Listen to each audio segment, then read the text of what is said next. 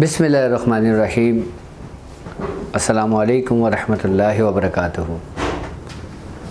میں نئے آنے والے اپنے معزز اپنے پیر بھائیوں کو، اپنے مریدوں، اپنے شاگردوں اور جو لوگ میرے ساتھ اس روحانی سفر میں شامل ہیں اور جو لوگ سورہ قریش کے لشکر کا ایک بڑا حصہ ہیں، میں ان تمام لوگوں کو اپنے سلسلے میں، اپنے خانوادے میں، اپنے یوٹیوب چینل پر اور اپنی ویب سائٹ www.drabdulwajidshazli.com پر ایک بار پھر خوش آمدید کہتا ہوں، اور امید کرتا ہوں کہ آپ تمام لوگ سب خیریت سے ہوں گے۔ یوں تو زندگی بہت تیزی سے گزر رہی ہے،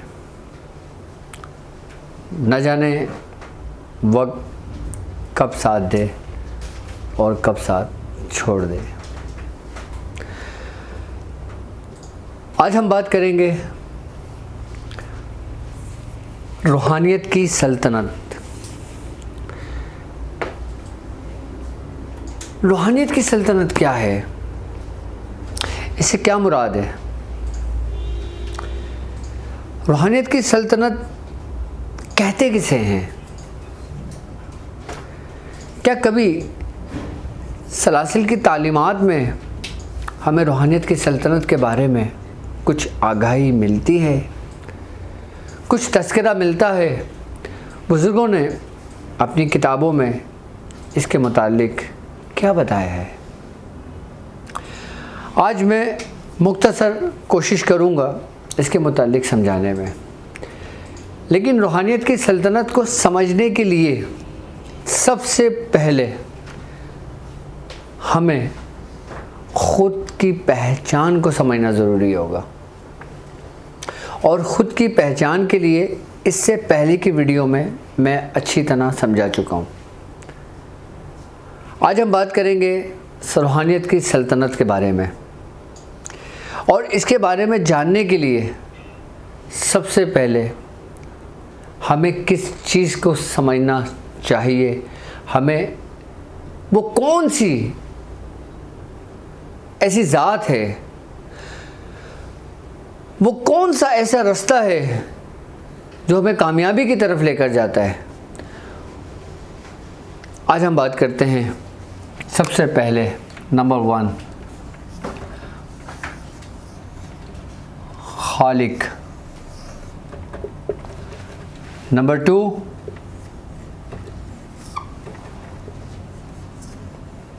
مخلوقات۔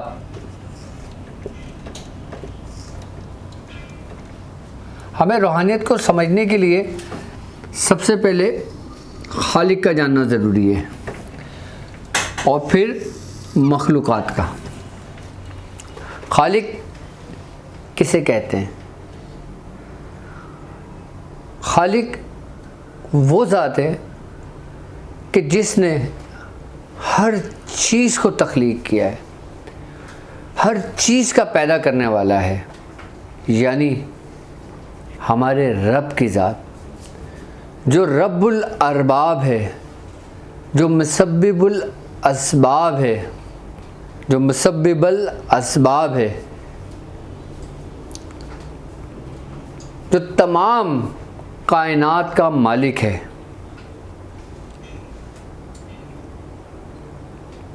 کیا رب کو پہچاننا، رب کو سمجھنا آسان ہے یا انتہائی مشکل؟ یقیناً جب رب کی بات آتی ہے تو بڑے بڑے دہریے، بڑے بڑے علماء کرام، بڑے بڑے مفتیان اعظم اور بڑے بڑے بزرگان دین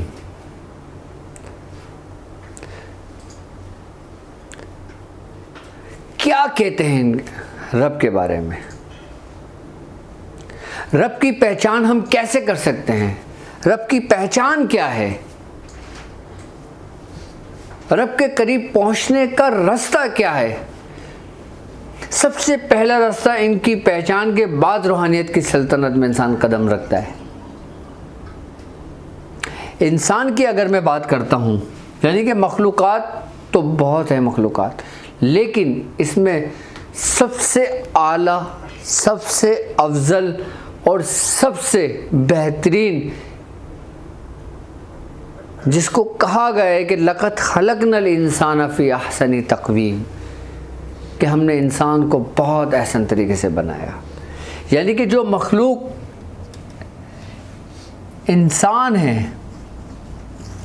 جو مقام اشرف المخلوقات کو دیا گیا ہے وہ کسی کو بھی نہیں دیا گیا۔ اب انسان کی آنکھ کھلنے سے لے کر آنکھ بند کرنے کے سفر تک اس کی پوری زندگی صرف 2 باتوں پر ہے، سلطنت روحانیت میں، یعنی کہ اس کی چاہے نجی زندگی ہو، چاہے روحانی زندگی ہو، چاہے دنیاوی زندگی ہو، صرف 2 باتوں پر ہے۔ سب سے پہلی بات کیا کہ رب پر ایمان لانا۔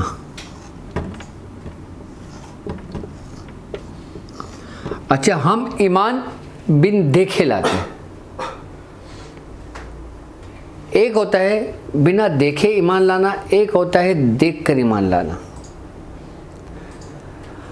بنا دیکھے ایمان یہ ہمارا بنیاد ہے کہ ہم رب پر ایمان لاتے ہیں، اس کے رسولوں پر ایمان لاتے ہیں، ملائکہ پر ایمان لاتے ہیں، فرشتوں پر ایمان لاتے ہیں، جنت دوزخ پر ایمان لاتے ہیں، نیکی بدی پر ایمان لاتے ہیں۔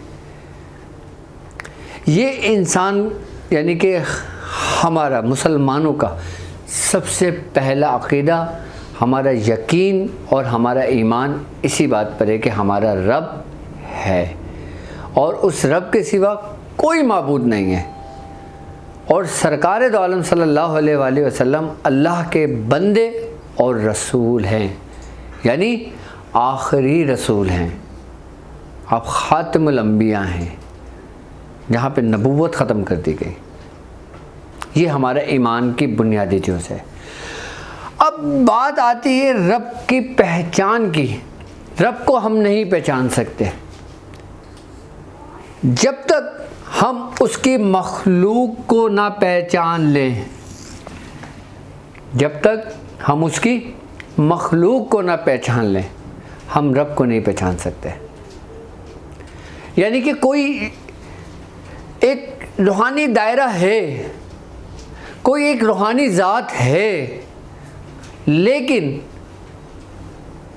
ہم کیسے دیکھیں گے اس ذات کو جو ہماری نظروں سے اوجھل ہے، ہماری نظروں سے پوشیدہ ہے، جس نے ہماری تقدیریں بنا دی ہیں، جس نے ہماری تقدیر لکھ دی ہے، جس نے ہمارے فیصلے کر دیے ہیں، ہم اس کو کیسے پہچان سکتے ہیں؟ کیا ہم رب کی عبادت سے اس کو پہچان سکتے ہیں،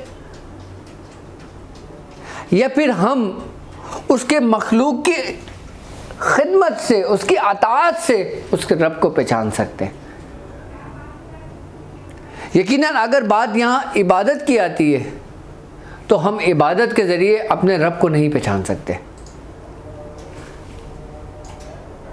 ہم عبادت کے ذریعے اپنے رب کو نہیں پہچان سکتے۔ کیوں؟ کیونکہ سبحان اللہ تعالی ما تصفون، کہ پاک ہے وہ ذات جو تمام تعریفوں سے بالا تر ہے۔ ہم اپنی پاکیزگی سے نہیں پہچان سکتے اس کو۔ ہم کتنے ہی اطاعت گزار بندے بن جائیں ہم اس کو نہیں پہچان سکتے۔ ہم کتنے ہی عابد ہو جائیں، کتنے ہی زاہد ہو جائیں، کتنے ہی عالم ہو جائیں، ہم کتنے ہی متقی پرہیزگار ہو جائیں، ہم اس کو نہیں پہچان سکتے۔ اس کو پہچاننا ایک الگ ہے اور اس پہ ایمان لانا ایک الگ ہے۔ ایمان ہر عام مسلمان لاتا ہے، پہچان صرف صدیقین کو ہوتی ہے، مومنین کو ہوتی ہے، صالحین کو ہوتی ہے اور اولیاء کرام کو ہوتی ہے۔ جب عام لوگوں میں سے انسان ایمان لا کر جب وہ تقوی اختیار کرتا ہے اور تقوی اختیار کرنے کے بعد پھر وہ اپنے بزرگوں کی صحبت کو اختیار کرتا ہے، تو تو وہ اس کے پہچان کے قریب ہو جاتا ہے. کس کے؟ رب کی پہچان کے. رب کو پہچانتا پھر بھی نہیں ہے لیکن اس کے قریب تر ہو جاتا ہے. ان رحمت اللہ قریب من المحسنین، کہ رحمت اللہ رب العزت کی قریب ہے اس کے دوستوں کے. جب انسان اللہ رب العزت کے دوستوں کے قریب آتا ہے تو وہ اس کو پہچانتا ہے. جب وہ اس کے دوستوں کے قریب آتا ہے تو اس کی پہچان کا سلسلہ شروع ہوتا ہے. اس کے بغیر ناممکن، نامکمل ہوتا ہے. اب انسان نے بزرگوں کی صحبت اختیار کری، یہاں تک کہ حضرت سیدنا شیخ عبد القادر جیلانی رضی اللہ تعالیٰ عنہ، آپ نے کتنی عبادت کری، کتنی اطاعت کری، کتنا تقوی اختیار کرا، لیکن آپ نے جو صحبت اختیار کری، کس کی صحبت اختیار کری؟ حضرت شیخ سیدنا ابو سعید، حضرت سیدنا شیخ ابو سعید مبارک رضی اللہ تعالیٰ عنہ، یعنی کہ اللہ ان سے راضی ہے، جو آپ کے پیر و مرشد ہے. حضرت سیدنا شیخ عبد القادر جیلانی رضی اللہ تعالیٰ عنہ، کہ اللہ آپ سے راضی ہو.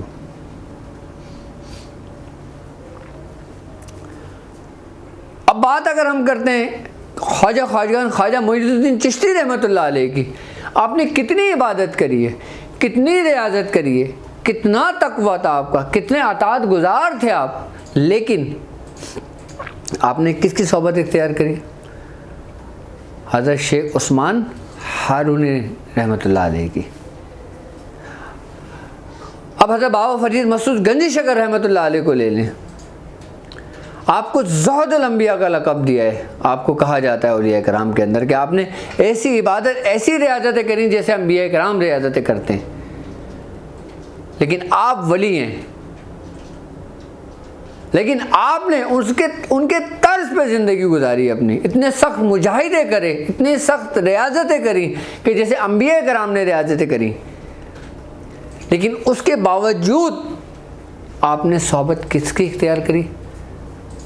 حضرت قطب الدین بختیار کاکی کی. اگر اطاعت کرنے سے، اگر نیک متقی پرہیزگار ہونے سے، اگر عبادت گزار ہونے سے، عابد بننے سے، عالم بننے سے رب کی پہچان ہو جاتی تو بزرگوں کی صحبت کی کیا ضرورت تھی؟ شیطان سب کچھ تھا لیکن اس کو اس کے محبوب یا کسی بندے، کسی ولی کی صحبت نہیں تھی، اس لیے وہ ملعون ہوا. شیطان سے زیادہ کوئی عابد تھا، شیطان سے زیادہ زاہد کوئی تھا اس وقت میں کہ جب ملائکہ کا سردار تھا، یہ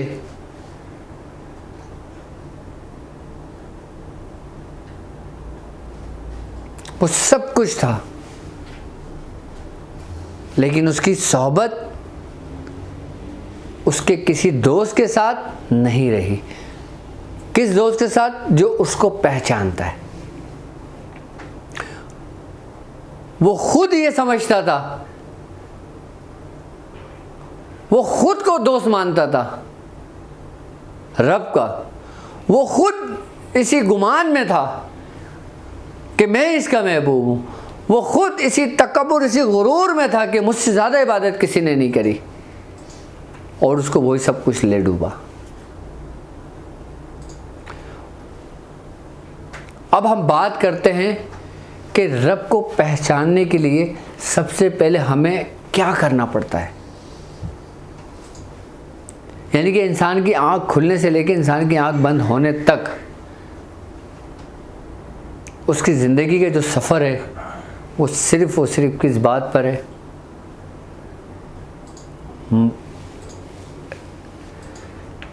خالق اور پھر مخلوقات. اب مخلوقات کی اگر ہم بات کرتے ہیں اور اس مخلوق کی بات کرتے ہیں جو سب سے اعلیٰ اور سب سے افضل ہے، یعنی کہ انسان. اب ہم بات کرتے ہیں صرف اور صرف انسان کی. انسان کیا ہے؟ یعنی इंसान।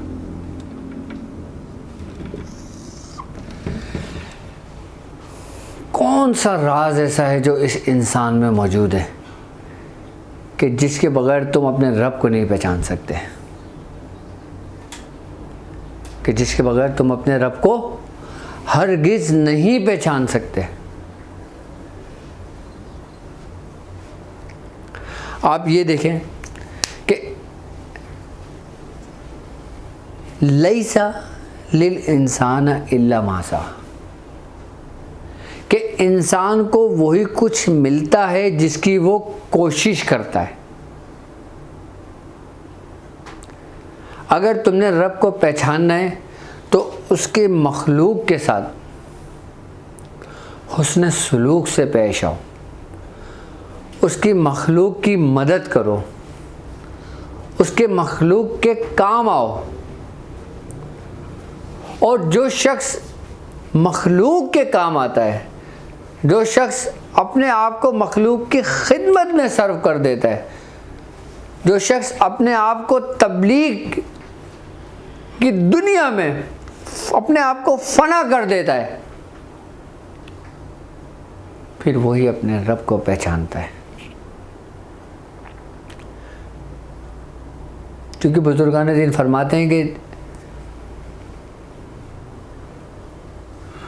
कि सब कुछ इंसान के अपने अंदर मौजूद है।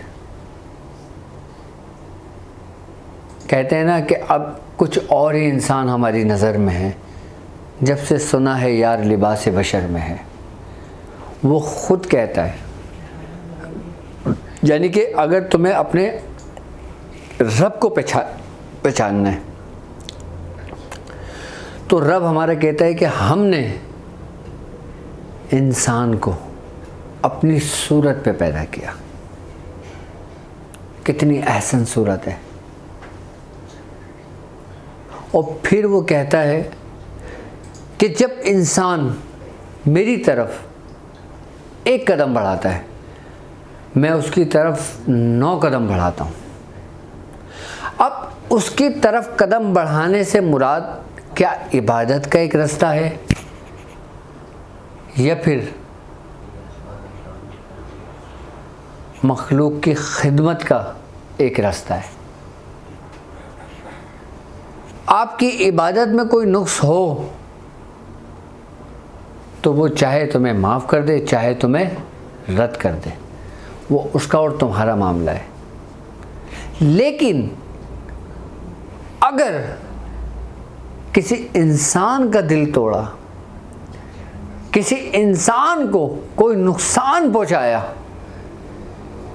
और फिर ये करके तुम रब की तरफ दौड़े, याद रखें वो उस वक़्त तक तुम्हें कबूल नहीं करेगा जब तक वो शख्स तुम्हें माफ़ ना कर दे कि जिसने तुम्हारा दिल दुखाया हो या तुमने उसका दिल दुखाया हो।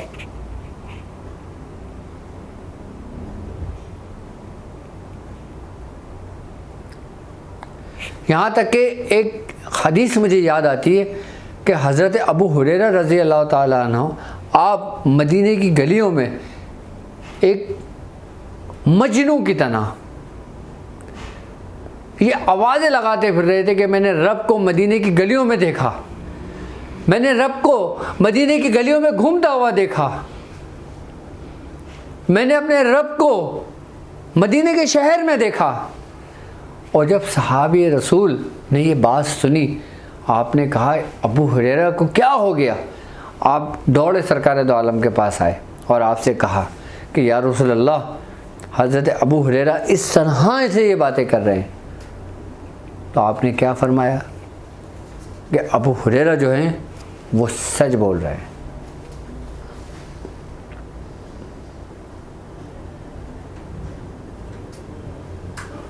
यानी कि अल्लाह तबारक ताला क्या कहते हैं कि मैं तुम्हारी आंखें बन जाता हूँ, मैं तुम्हारे हाथ बन जाता हूँ, मैं तुम्हारे पैर बन जाता हूँ, मैं तुम्हारे कान बन जाता हूँ, मैं तुम्हारी ज़ुबान बन जाता हूँ।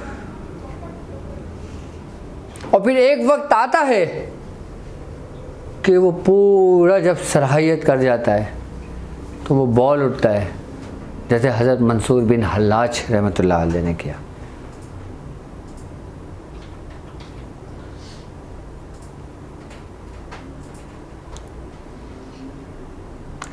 پورے سلسلے کی تعلیمات کو لے لیں، پوری روحانیت کی دنیا کو لے لیں، پورے تصوف کی دنیا کو لے لیں، اس کی بنیاد صرف اور صرف کیا ہے معلوم نہیں؟ اچھا اخلاق. کس کے لیے؟ مخلوق کے لیے. رب سے تم تنہائی میں جو چاہے کرو، شکوے کرو، محبت کرو، گلے کرو، سب کچھ کرو، لیکن مخلوق سے صرف اور صرف حسن اخلاق سے پیش آؤ. سرکار دو عالم صلی اللہ علیہ وآلہ وسلم کی پوری حیات مبارکہ ہمیں، پوری حیات مبارکہ، آپ کی پوری سیرت، پوری زندگی آپ یہ دیکھ لیں. جب آپ اس دنیا میں تشریف لائے تو امتی لفظ زبان پہ تھا، اور جب آپ اس دنیا سے گئے تو امتی لفظ زبان پہ تھا. اور ابتدان سے لے کے امتحان تک اس درمیان کا جو سفر تھا وہ آپ انسانوں کی، لوگوں کی صرف اور صرف بھلائی کے لیے، ان کی ہدایت کے لیے آپ نے اپنی پوری زندگی صرف کر لی. اور انہی لوگوں نے تکلیفیں بھی آپ کو پہنچائیں، لیکن اس کے باوجود بھی آپ نے اف تک نہیں کہا.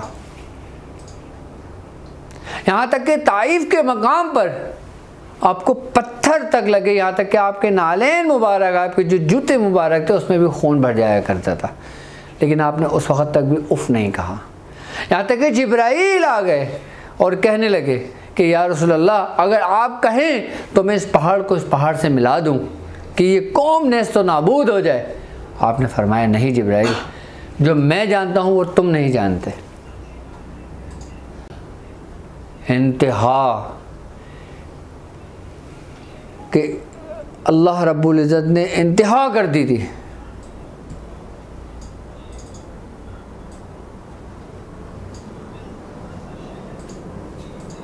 اس بات پہ کہ آپ نے فرمایا کہ جو میں جانتا ہوں وہ تم نہیں جانتے. آپ کیا جانتے تھے؟ کہ اس ہی قوم میں، انہی طائف میں بڑے بڑے جلیل و قدر صحابی رسول ہوں گے اور جو ساتھی بنیں گے رسول اللہ صلی اللہ علیہ وآلہ وسلم کے، اور دین یہیں سے پھیلے گا، عرب سے، اور پوری دنیا میں دین اسلام پھیلا.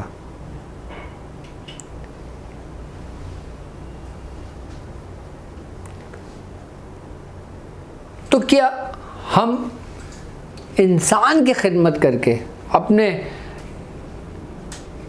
ماں باپ کی، بہن بھائیوں کی، بیوی بچوں کی، اپنے پڑوسیوں کی، اہل محلہ کی، اپنے شہر کی، اپنے مریدوں کی، اپنے عقیدت مندوں کی سے ہمیں کس طرح پیش آنا چاہیے؟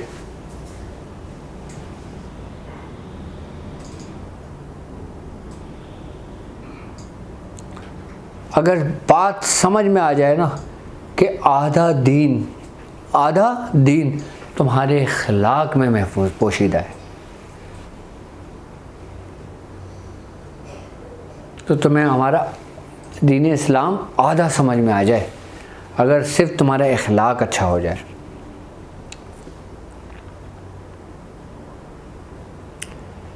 یعنی کہ تمہیں سلاسل کے رستے سمجھ میں آ جائیں، تمہیں بزرگوں کی صحبت سمجھ میں آ جائے کہ اگر تمہارا اخلاق اچھا ہو.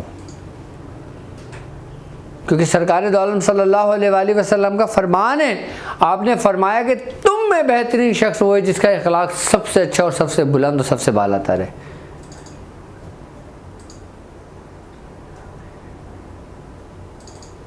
اب ہم نے اخلاق بھی اچھا کر لیا، بزرگ کی صحبت بھی لے لی، ہم عبادت بھی کر رہے ہیں، تو کیا ہم اپنے رب کو پہچان گئے؟ بتائیں، کیا ہم اپنے رب کو پہچان گئے؟ نہیں، رب کی پہچان پھر بھی نہیں ہوتی. تو پھر رب کی پہچان کیا ہے؟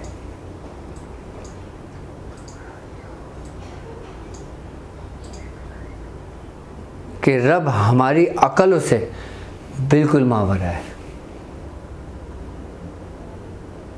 وہ بس ہمارے گمان کے مطابق، ہمارے ایمان کے مطابق، ہماری نیتوں کے مطابق ہمیں اس کی پہچان ہوتی ہے. اور ہر مخلوق کو، ہر شخص کو پہچان اس ہی کے مطابق ہوتی ہے جیسا اس کا ایمان ہوتا ہے، جیسا اس کا گمان ہوتا ہے، جیسے اس کی نیت ہوتی ہے. ہر بندے کو الگ الگ الگ الگ زاویے سے پہچان ہوتی ہے، کسی کو بھی یکساں کبھی نہیں ہو سکتی. کوئی اسے اپنے پیر کی صورت میں پہچان لیتا ہے، کوئی اسے اپنی ماں کی صورت میں پہچان لیتا ہے، کوئی اسے اپنے باپ کی صورت میں پہچان لیتا ہے، کوئی اسے اپنے بھائی کی صورت میں پہچان لیتا ہے، کوئی اسے اپنی بہن کی صورت میں پہچان لیتا ہے، اور کوئی اسے اپنے اچھے دوست کی صورت میں پہچان لیتا ہے. وہ ہمارے ساتھ ہی رہتا ہے، ہمارے ساتھ ہی ہوتا ہے، ہر قدم، ہر لمحہ، ہر پل، ہر وقت، ہر جگہ، ہر لمحے. کیونکہ ہمیں پہچان نہیں ہوتی، اسی لیے ہم اس سے غافل ہوتے ہیں، گناہ بھی کرتے ہیں، ثواب بھی سماتے ہیں، عبادت بھی کرتے ہیں، توبہ بھی کرتے ہیں، چھپ کر غلط کام بھی کرتے ہیں، اور پھر کھلم کھلا توبہ کا اعلان بھی کرتے ہیں، اور پھر چھپ کر بھی توبہ کرتے ہیں. ہم ہر کام کر رہے ہوتے ہیں، لیکن ہمیں پہچان اپنے ظرف سے ہوتی ہے، جتنا ہمارا ظرف ہوتا ہے. اگر ہم چاہیں اپنے رب کو پہچاننا تو ہم صرف اور صرف اپنے مرشد کو پہچان لیں. اگر ہم اپنے مرشد کو پہچان لیں گے، ہم اپنے رب کو پہچان لیں گے. ہم اپنے ماں باپ کو پہچان لیں گے، ہم اپنے رب کو پہچان لیں گے. میں نے کہا نا کہ ہر شخص کسی نہ کسی صورت میں پہچانتا ہے. جیسے حضرت جنید بغدادی رحمۃ اللہ علیہ کا واقعہ، آپ نے اپنی ماں سے اجازت لی کہ اے ماں مجھے تو اجازت دے، میں سفر کروں کہ میں اپنے رب کو پہچان سکوں، کہ میں اپنے رب کو عبادت کر سکوں، کہ میں اپنے رب کو راضی کر سکوں، کہ میں اپنے مرشد کو دیکھ سکوں، کہ میں اپنے مرشد کو ڈھونڈ سکوں. مجھے اجازت دے کہ میں سفر کروں، کہ میں رب کی پہچان کروں. آپ سفر سے نکلے، والدہ نے آپ کو اجازت دے کے رخصت کیا. آپ کئی برس سفر کرتے رہے، گھومتے رہے، عبادت گزار رہے، اطاعت گزار رہے، تقوی اختیار کیا، انتہا کر دی، لیکن رب کو نہیں پہچان سکے، رب نہیں ملا. پھر جب آپ سفر کرتے کرتے اپنے شہر پہنچے، آپ نے کہا رات ہو گئی ہے، میں اپنی ماں سے تو مل لوں.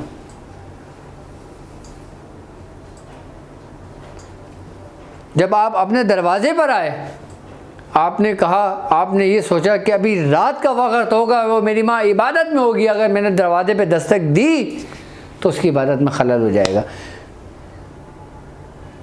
یہ رات کا وقت ہے، میری ماں سو رہی ہوگی، اگر میں نے دروازے پہ دستک دی اور اس کی آنکھ کھل جائے گی، اس کی نیند خراب ہو جائے گی، تو یقیناً میری ماں تہجد کے لیے اٹھے گی، میری ماں فجر کے لیے اٹھے گی، میں اس وقت دروازے پہ دستک دوں گا. اور سخت سردی تھی، آپ وہیں اپنے گھر کے باہر بیٹھ گئے، ایک چادر اوڑھ کر. سر دری میں کپ کپاتے رہے. آپ نے دروازے پہ دستک نہیں دی صرف اس بات پہ کہ میری ماں کی نیند خراب ہو جائے گی یا میری ماں کی عبادت میں خلل آ جائے گا.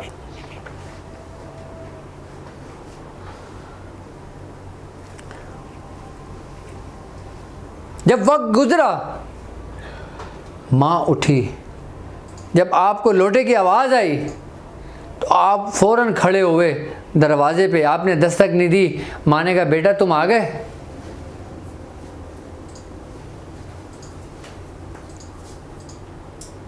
دستک نہیں دی. ماں نے کہا بیٹا تم آ گئے. دروازہ کھول دے. کہا کیا تم نے رب کو پا لیا؟ آپ اپنی ماں کے قدموں میں گر گئے. کچھ عرصے ان کی صحبت میں رہے اور کہا کہ میں نے رب کو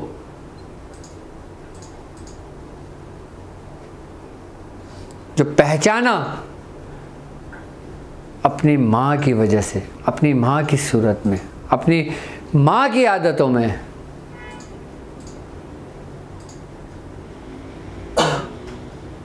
اور پھر دنیا میں آپ کا نام ہوا.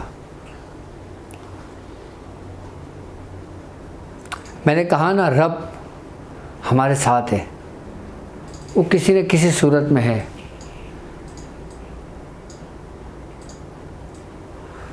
وہ کسی بھی انسان میں کسی بھی صورت میں ظاہر ہو جاتا ہے.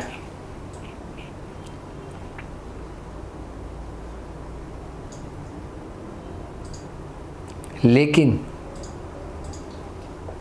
یاد رکھنا کہ سرکار دو عالم صلی اللہ علیہ وآلہ وسلم کا فرمان ہے کہ تمہارا رب تمہارے گمان کے مطابق ہے, کہ تم جیسا گمان کرتے ہو وہ اس کو پورا کرنے کے لیے تمہارے قریب آ جاتا ہے.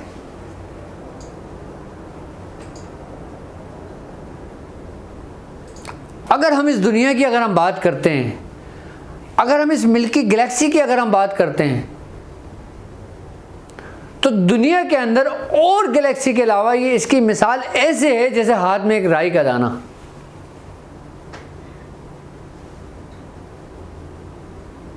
کہ جس کے بارے میں حضرت سیدنا شیخ عبد القادر جیلانی رضی اللہ تعالیٰ عنہ نے فرمایا تھا کہ دنیا میری نظر میں اس کی ایسی ہے کہ جیسے میرے ہاتھ میں رکھا ہوا ایک رائی کا دانہ.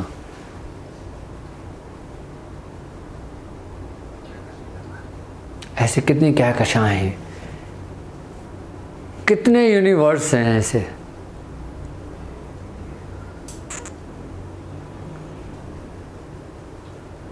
لیکن بات کیا ہے کہ رب کی پہچان کیا ہے؟ جب تک تم مخلوق کو نہیں پہچان سکتے, انسان کو نہیں پہچان سکتے, تم اپنے رب کو ہرگز نہیں پہچان سکتے. کیونکہ رب کی پہچان انسان کی پہچان.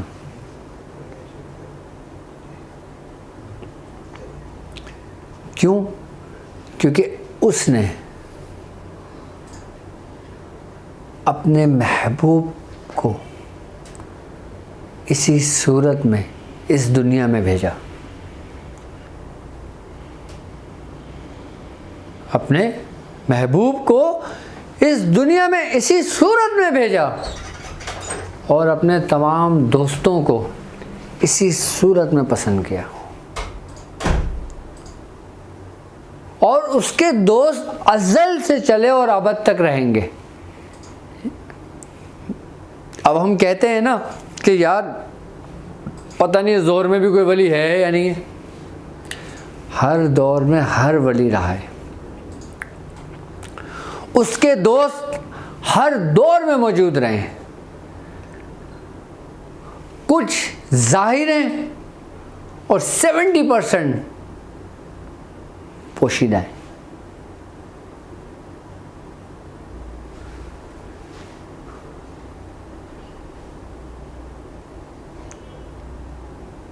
کچھ ظاہر ہیں اور 70% بالکل پوشیدہ ہیں.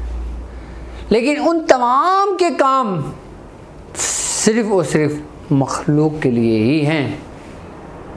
رب کی عبادت کے لیے ملائکہ کافی ہیں، رب کی عبادت کے لیے اور مخلوقات ہیں، رب کی عبادت کے لیے یہ شجر ہیں، یہ حشر ہیں، یہ پہاڑ ہیں، یہ زمین ہے، یہ آسمان ہیں، یہ چرند ہیں، یہ پرند ہیں۔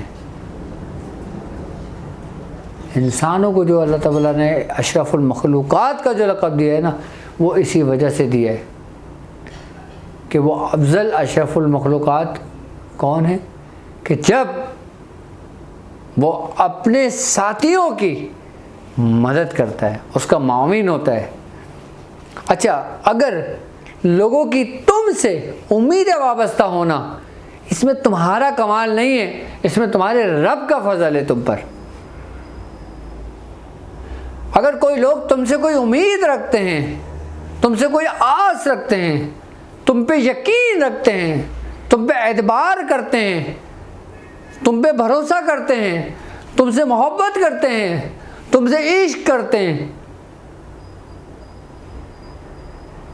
اس کا کمال تمہارا علم نہیں ہے، تمہاری روحانیت نہیں ہے، تمہاری اپنی محنت نہیں ہے، اس میں کمال تمہارے رب کے فضل کا ہے، تمہاری مرشد کی دعا کا ہے، تمہارے شیخ کی توجہ کا ہے، تمہارے بزرگوں کی سرپرستی کا ہے کہ ان بزرگوں نے تمہیں اپنے رستوں کے لیے چنا، کہ ان بزرگوں نے تمہیں اس کام کے لیے منتخب کیا کہ کوئی قلم کے ذریعے دین کا کام کر رہا ہے، کوئی زبان کے ذریعے دین کا کام کر رہا ہے، کوئی کردار کے ذریعے دین کا کام کر رہا ہے، کر سب سلسلے کے ہی کام رہے، لیکن سب کو فیض اسی کے ظرف کے مطابق ہے۔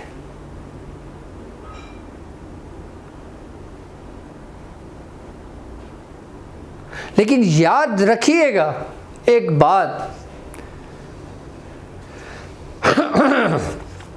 کہ تمہارے بزرگوں نے تمہیں جن کاموں کے لیے چنا ہے، اپنے سلاسل کے لیے چنا ہے، اپنے سلسلے کے لیے چنا ہے، تو اس چننے کی سب سے بڑی وجہ یہی ہے کہ تم اپنا اخلاق اچھا رکھتے ہو، تم اپنا معیار اچھا رکھتے ہو، کہ تم لوگوں سے محبت اور حسن اخلاق سے بات کرتے ہو، پیش آتے ہو۔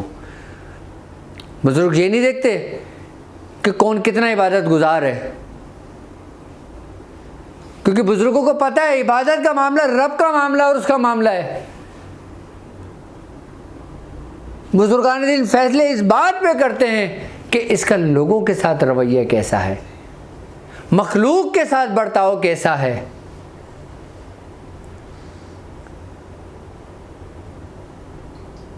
کہ اس کا معاملہ لوگوں کے ساتھ کیسا ہے، اور لوگوں کے ساتھ اس کے معاملات بہتر ہوتے ہیں، لوگوں کے دلوں میں اس کی محبت ہوتی ہے، لوگ اس سے مانوس ہوتے ہیں، تو یقیناً بزرگ اپنے فیض کو اور بڑھا دیتے ہیں، اور بڑھا دیتے ہیں، اور بڑھا دیتے ہیں، جو انسان کو اوپر کی جانب لے جاتا ہے، ترقی کی جانب لے جاتا ہے، کامیابی کی جانب لے جاتا ہے۔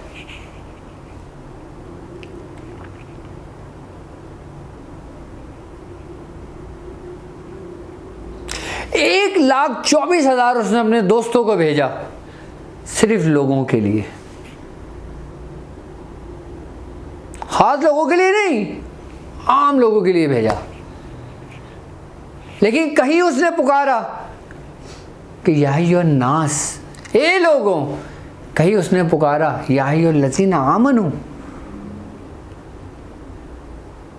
تو کہیں اس نے ایمان والے کہہ کر پکارا، کہیں مومنین کہہ کے پکارا، کہیں صالحین کہہ کے پکارا، کہیں صدیقین کہہ کے پکارا، کہیں اے لوگوں کہہ کے پکارا۔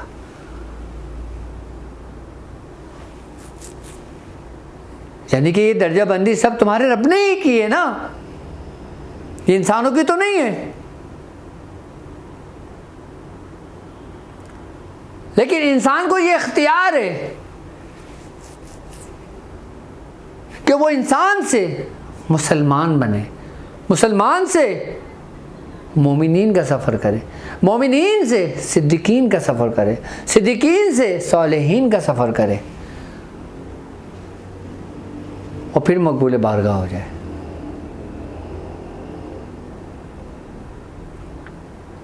یہاں تک کہ ایک شخص آیا، اس نے پوچھا یا رسول اللہ میں آپ پہ ایمان لانا چاہتا ہوں۔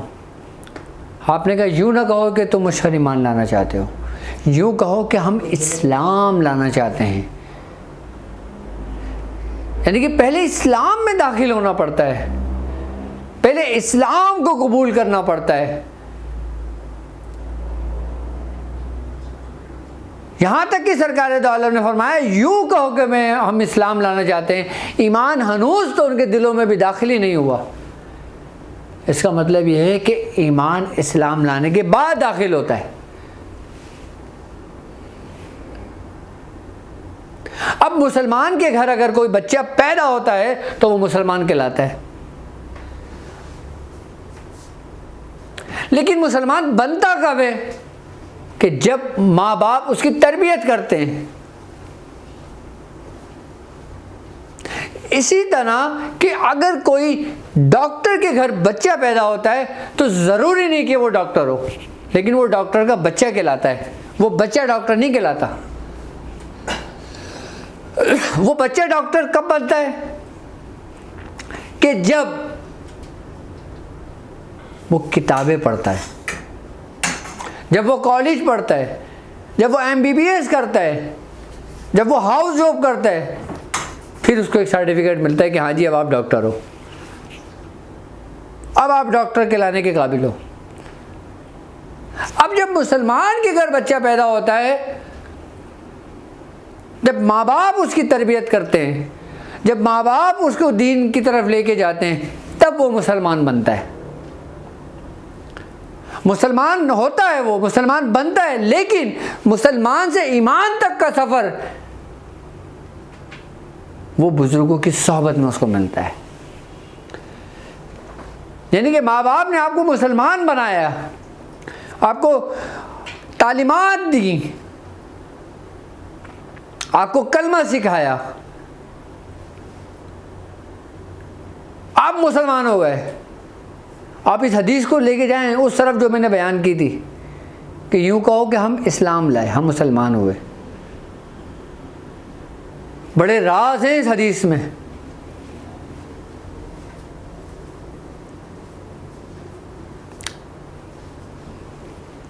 تو ماں باپ کے کردار سے، ماں باپ کی تربیت سے بچہ مسلمان بنتا ہے۔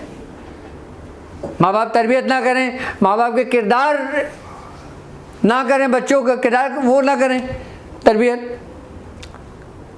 وہ صرف نام کے مسلمان رہیں گے۔ جو دشمنان اسلام چاہتے ہی یہی ہیں کہ یہ صرف نام کے مسلمان ہوں، ان کے اندر سے ایمان ختم ہو جائے۔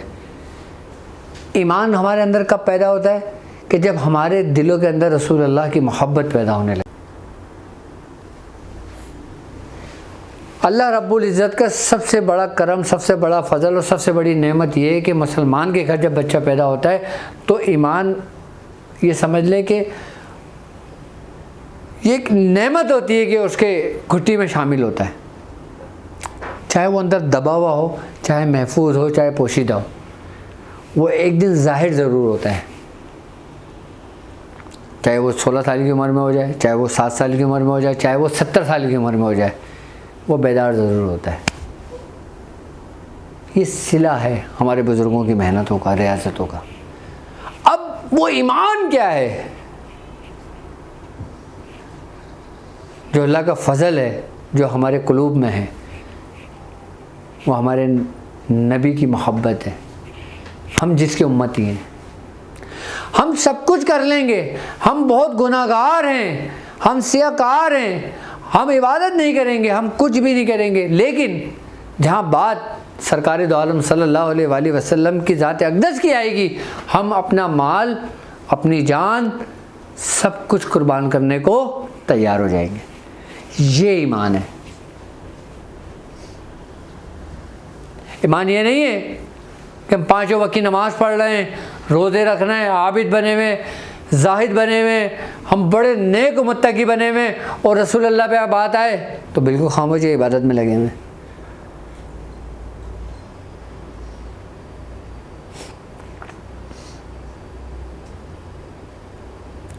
ایمان آپ کی محبت ہے جو ہر مسلمان کے قلب میں ہے.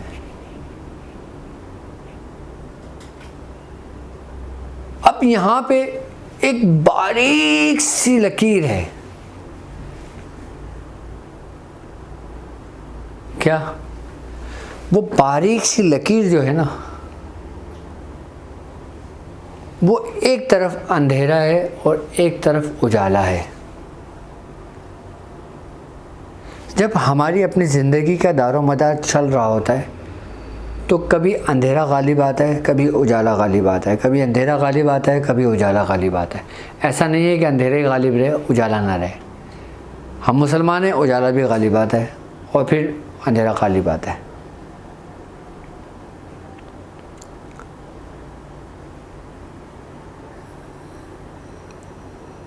لیکن جو لوگ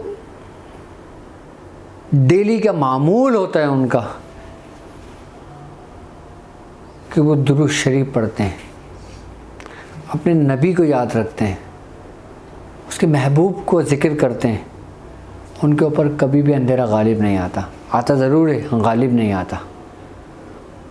آتا ضرور ہے، آپ کی آخری سانس تک آئے گا، لیکن غالب نہیں آئے گا.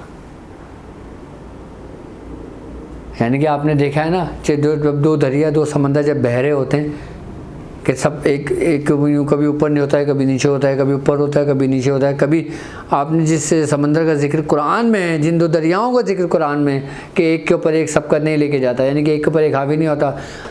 باقاعدہ سمندر میں نے اپنی آنکھوں سے دیکھا ہے کہ ایک طرف بالکل صاف شفاف پانی، ایک طرف تھوڑا سا سیاہ پانی، اور ایک بالکل لکیر سے بنی ہے. وہ سمندر کا پانی ادھر نہیں آتا اور سمندر کا پانی ادھر نہیں آتا.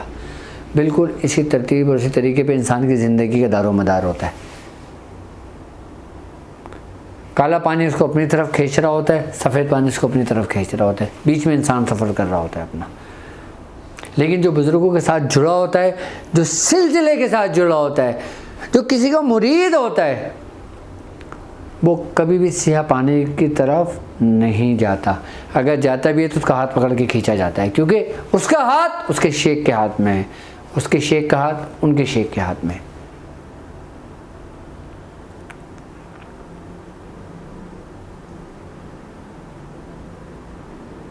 یعنی اگر رب کی پہچان کرنا ہے نا تو اس کے مخلوق کی پہچان کر لو. اچھا، جس دن تمہیں اس کے مخلوق کی پہچان ہو گئی نا، اس دن تمہیں خود کی پہچان ہو جائے گی. اور جس دن خود کی پہچان ہو گئی، اس دن وہ حدیث آپ پہ صادر آ گئی کہ جس نے پہچانا اپنے نفس کو، اس نے پہچانا اپنے رب کو. رب کو پہچان کا، رب کی پہچان کا ایک زاویہ کلیہ میں نے آپ کو دیا ہے. کیا؟ مخلوق کی پہچان. اب مخلوق میں آپ کی ماں ہو، بھائی ہو، باپ ہو، بہن ہو، بھائی ہو، بیوی بچے ہوں، لوگ ہوں، عام لوگ ہوں، مرید ہوں، غیر مرید ہوں، مسلمان ہوں، کافر ہوں، ہندو ہوں، یہودی ہوں، عیسائی ہوں، کوئی بھی ہو. آپ کافر کے ساتھ بھی اس نے اخلاق سے پیش آؤ. ہمیں ہمارا دین یہ نہیں کہتا کہ اگر کافر ہے تو تم اس سے بات نہ کرو، شدت پسندی اختیار کرو. ہمارا دین یہ نہیں کہتا. ہمارا دین کہتا ہے سب سے ملو اچھے اخلاق کے ساتھ. ہو سکتا ہے تمہارے اچھے اخلاق تمہارے کردار سے وہ مسلمان ہو جائے. دین اگر پھیلا ہے نا تو وہ کردار سے پھیلا ہے، تبلیغ سے نہیں. تبلیغ سے ایک حد تک ریشو سے دین پھیلا، اور جہاں پہ وہ ریشو رک گیا اس کے بعد جو دین پھیلا وہ پھر کردار سے پھیلا.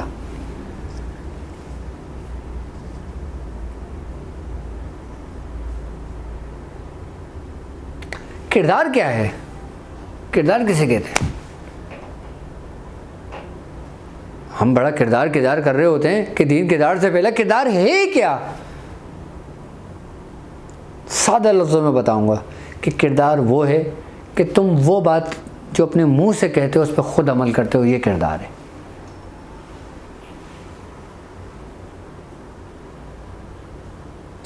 کردار یہ ہے کہ جو تم خود اپنے منہ سے کہتے ہو اور اس پہ تم خود عمل کرتے ہو، وہ کردار ہے۔ اور جو تم منہ سے کہتے ہو اس پہ خود عمل نہیں کرتے، وہ کردار نہیں ہے، وہ پھر نفس سمجھ لیں کہ نفس کی خواہشات میں سے ہے۔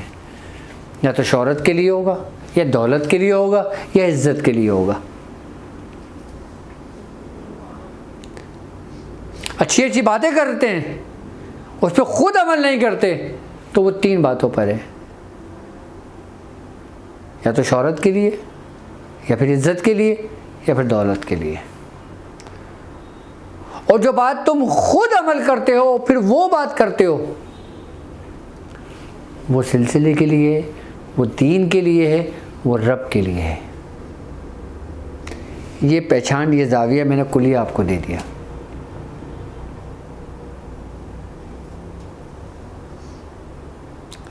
میں امید کرتا ہوں کہ بہت کچھ تو نہیں، لیکن کچھ ایک سرا میں نے آپ کو تھما دیا، اور سرا تھامنا ہی آپ کے لیے بہتر ہے۔ ایک رستہ میں نے آپ کو دکھا دیا، چلنا آپ کا کام ہے۔ سرا میں نے آپ کو تھما دیا، اس کو پکڑ کے کھینچ کے آگے بڑھنا آپ کا کام ہے۔ وہ کیا؟